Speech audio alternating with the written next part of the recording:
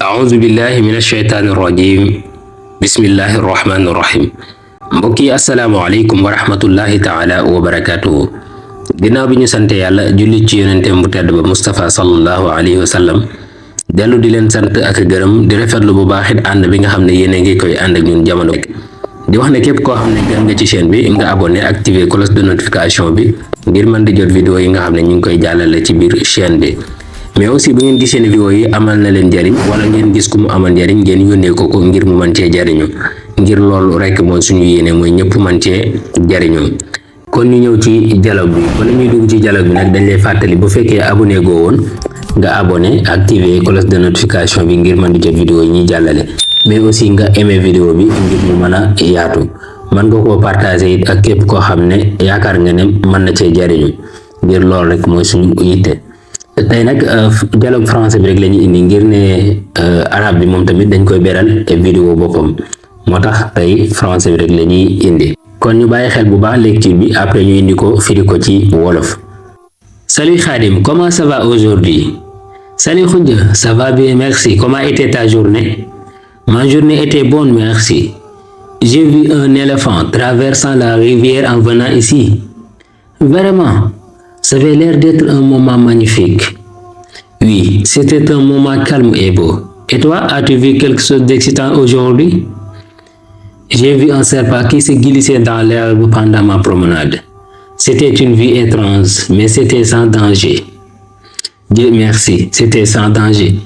J'ai aussi remarqué que les serpents se déplacent parmi les buissons ici. Oui, nous devons être prudents. Comme on dit, mieux vaut prévenir que guérir. Salut Khadim, comment ça va aujourd'hui? Nanga def Khadim, naka tay? Salut Khoudia, ça va bien, merci. Comment était ta journée? Nanga def Khoudia, maa ngi ci jàmm bu baax, jërëjëf. Naka sa journée? Ma journée était bonne. Sama journée jàll na ci jàmm. Merci, jërëjëf. J'ai vu un éléphant. Dama gis benn ñay traversant la rivière en venant ici. Muy jéggi dex gi di ñëw fii. Vraiment, ça avait l'air d'être un moment magnifique. War naa doon moment yu rafet, war naa doon moment yu yéeme. Oui, waaw. C'était un moment calme. Moment bu calme la woon et beau te rafet.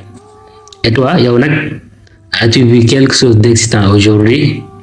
Ndax gis nga lu yéemu tey? J'ai vu un serpent qui se glissait dans l'herbe pendant ma promenade. bi may promenade mooy bi may doxantu gis naa jaan muy raam ci garab gi. C'était une vue étrange. mu doonoon gis-gis bu yéeme mais c'était sans danger mais amul woon benn danger. Dieu merci, alhamdulillah, c'était sans danger, amul woon benn danger. J'ai aussi remarqué que les serpents se déplacent parmi les buissons ici. Dama seetlu ne jaan yi kat ñi ngi déplacé wu di bàyyi ko ci garab yu ndaw ndawaan yi fii. Oui, waaw, nous devons être prudents. Dañoo war a bàyyi xel bu baax, dañoo war a def ndànk, dañoo war a def attention. Comme on dit, comme niñ koy waxee, mieux vaut prévenir que guérir. Fagaru moo gën faju. kon loolu moo doonoon suñu leçon tey bi. ñu leen di wax it képp koo xam ne seetlu nga ci benn njuumte nga signalé ñu ko ngir ñu mën koo bàyyi xel bu baax a baax mais tamit bu fekkente ne si gis ngeen ne am na leen luñ ci war a yokk wala luñ ci war a wàññi bu leen ci taay comme ni ngeen koy defee ngeen wax ñu ko ngir ñu mën koo bàyyi xel bu baax a baax kon fii la ñuy yem ak yéen di leen jox dig daje ba beneen yoon ci beneen jotaay wasalaamu aleykum wa rahmatullahi taala wa barakaatuhu jërë ngeen jëf.